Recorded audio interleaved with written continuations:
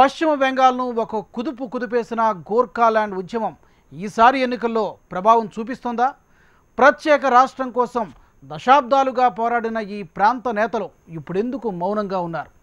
జాతీయ పార్టీలు సైతం ఈ సమస్యపై దృష్టి పెట్టకపోవడానికి కారణాలేంటి? జై గోర్ఖా జై గోర్ఖా జై గోర్ఖా జై గోర్ఖా జై గోర్ఖా జై గోర్ఖా వి వాంట్ గోర్ఖాల్యాండ్ గోర్ఖాల్యాండ్ గోర్ఖాల్యాండ్ మోర్చా का प्रोटेस्ट है हाय हाय हाय हाय सरकार हाय हाय हाय हाय हाय आवर डिमांड గోర్ఖాల్యాండ్ బెంగాల్ను ఒకప్పుడు అట్టుడికించిన గోర్ఖాల్యాండ్ ఉద్యమం ఈసారి ఎన్నికల్లో మాత్రం పెద్దగా ప్రభావం చూపించడం లేదు.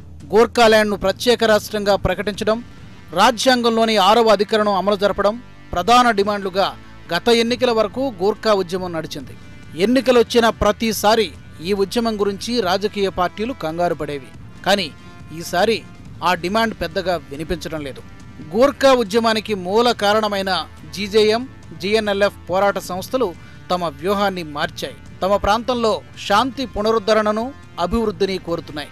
మరోవైపు బీజేపీ కానీ, తృణమూల్ కానీ గోర్ఖాల్యాండ్ ఉద్యమాన్ని అసలు ఎన్నికల అంశంగా పరిగణించడం లేదు.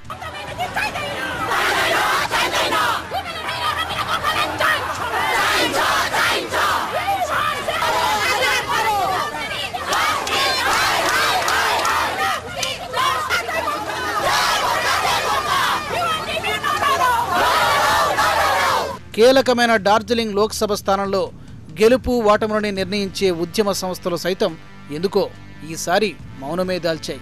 గోర్ఖా కొండల్లో సర్వతోముఖాభివృద్ధి కావాలని స్వయం ప్రతిపత్తి ఆ తర్వాత అంశమని ఆ సంస్థలు అంటున్నాయి.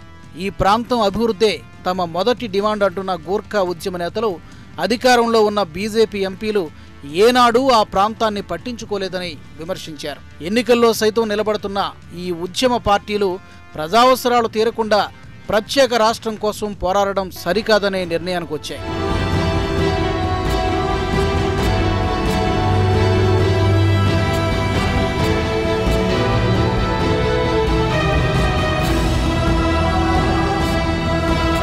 డార్జిలింగ్ నియోజకవర్గం నుంచి 2009లో బీజేపీ ఎంపీలుగా జస్వంత్ సింగ్, 2014లో సురీందర్ సింగ్ అహ్లూవాలియా గెలిచారు. అయితే ఈసారి పోటీ జీజేఎం, జీఎన్ఎల్ఎఫ్ మధ్యనే ఉండబోతోంది.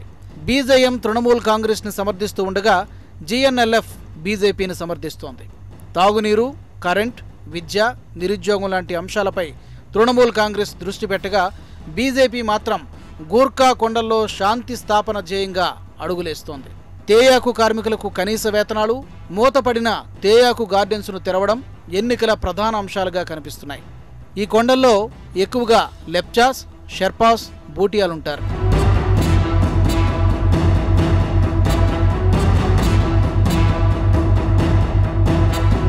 ప్రత్యేక రాష్ట్రం కావాలంటూ సుభాష్ ఘీషింగ్ ఉద్యమించడంతో 1980లలో తొలిసారిగా గోర్ఖాల్యాండ్ ఉద్యమం వార్తల్లోకి ఎక్కింది.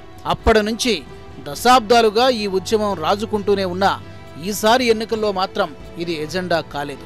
స్థానిక గోర్ఖా నేతలు తెలివిగా రాజకీయ పార్టీల్లో చేరి తమ ప్రాంత అభివృద్ధి కోసం డిమాండ్ చేస్తూ ఉండడంతో ప్రత్యేక రాష్ట్ర ఉద్యమం చల్లారినట్టే కనిపిస్తోంది. మోడీ ప్రసంగాల్లో కానీ, దీదీ మాటల్లో కానీ ఈ అంశం ప్రస్తావనకు కూడా రాలేదు.